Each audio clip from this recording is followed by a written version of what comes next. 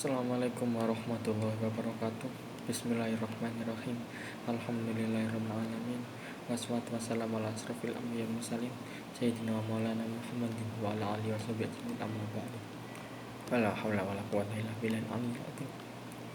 Yang saya hormati Bapak Abdul Azim selaku dosen pengampu mata kuliah pelajaran agama Islam, dan tak lupa teman-teman semua yang berbahagia.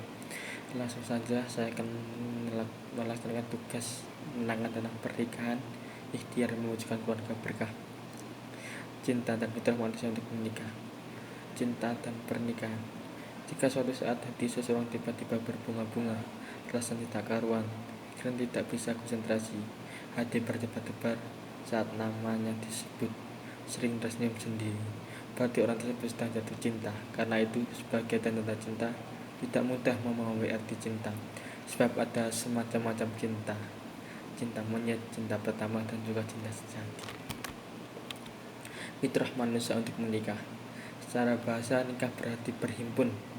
Secara sinem Al-Quran juga mengatakan zawajah yang bermakna menjadi berpasangan. Hal ini dikarenakan pernikahan menjadikan seorang memiliki pasangan. Menurut Syihab, Al-Quran juga umumnya hanya menggunakan dua kata ini untuk merujuk pada hubungan suami istri secara sah.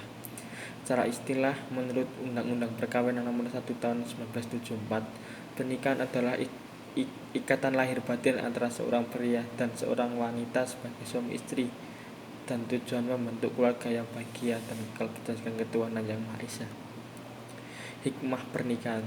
Tujuan pernikahan dalam Islam menurut Azam dan Hawas adalah tidak sekedar pada pemenuhan nafsu seksual, tetapi memiliki tujuan-tujuan penting yang berkaitan dengan aspek sosial, psikolog, dan agama.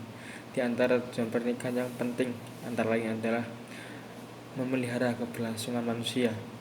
Pernikahan berfungsi sebagai saran untuk memelihara keberlangsungan gen manusia, alat reproduksi, dan regenerasi dari masa ke masa. Bagaimana hadis yang diriwayatkan oleh Al-Bukhari, kawinilah wanita yang penuh kasih sayang dan banyak anak, sesungguhnya akan bangga memiliki banyak umat.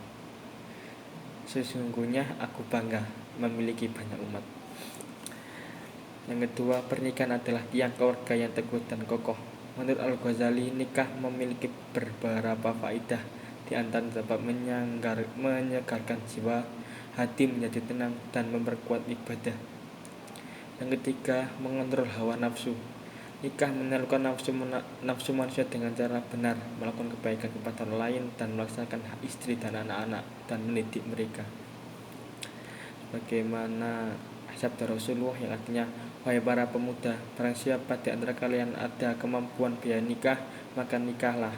Sesungguhnya ia lebih memejamkan pandangan mata, lebih memelihara faraj atau alat kelamin. Barang siapa yang tidak mampu, hendaknya mereka berpuasalah, sesungguhnya ia sebagai perisai baginya. Kriteria pendamping hidup dan ikhtiar untuk mencarinya. Kriteria ideal pendamping hidup bagaimana di Rasulullah berikut. Barang siapa yang kawin dengan perempuan karena hartanya, maka Allah akan menjadikannya fakir. Barang siapa kawin dengan perempuan karena keturunannya, maka Allah akan menghinakannya. Tetapi barang siapa kawin dengan tujuan agar lebih dapat menundukkan pandangannya, membentengi nafsunya, atau untuk menyambung tali persaudaraan, maka Allah akan memberikan barokah kepadanya dengan perempuan itu, dan kepada si perempuan juga diberikan barokah karenanya. Dalam kesempatan lain, Rasulullah juga bersabda, jauhilah oleh muka Khadra'ud-Diman. Beliau ditanya, wahai Rasulullah, apakah Khadra'ud-Diman itu?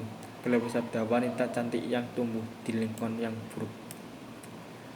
Oleh karena itu, seorang laki-laki karena naruhinya sebagai manusia boleh menjadikan kecantikan dan kedudukan dan kekayaan menjadi syarat untuk mencari perempuan.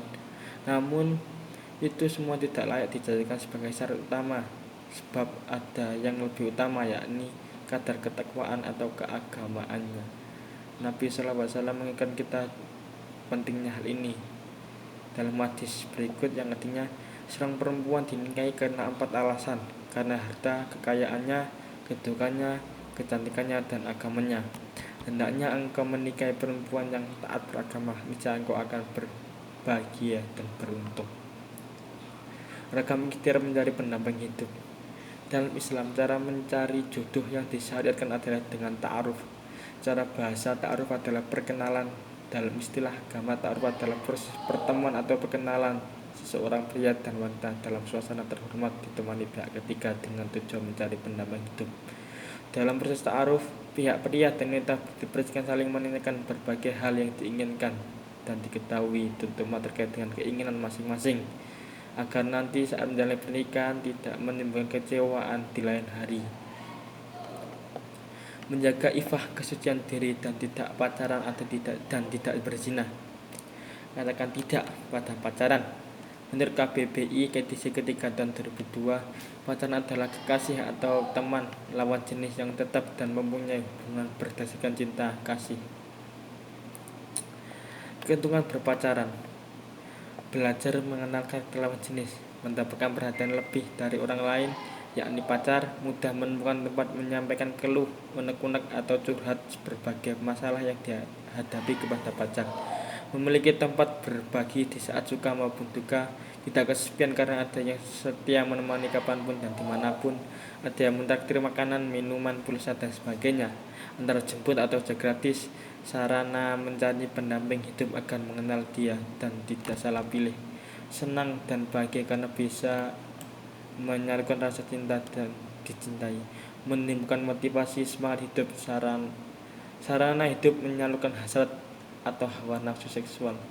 Kerugian berpacaran: mengurangi waktu untuk diri sendiri, menghambat kinerja otak karena hanya memikirkan satu objek saja yakni pacar, mendorong orang untuk berbohong agar tidak merugikan dirinya, menghabiskan uang seperti untuk beli pulsa, bensin, makanan di jalan dan lain-lain, menghambat cita-cita karena waktu dan pikiran banyak terjukan kepada pacar, berternak dosa.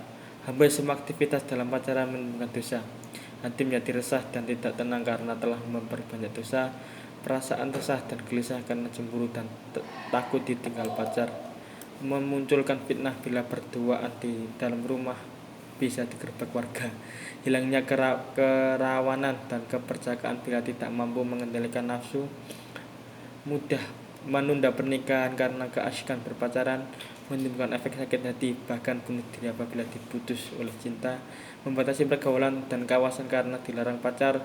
Terjadinya kekerasan dalam pacaran atau KDP, baik fisik maupun psikis, menyebabkan konflik dengan orang tua bila hubungan tersebut tidak disetujui, menganggap kuliah atau studi tidak selesai tepat waktu, bahkan drop out.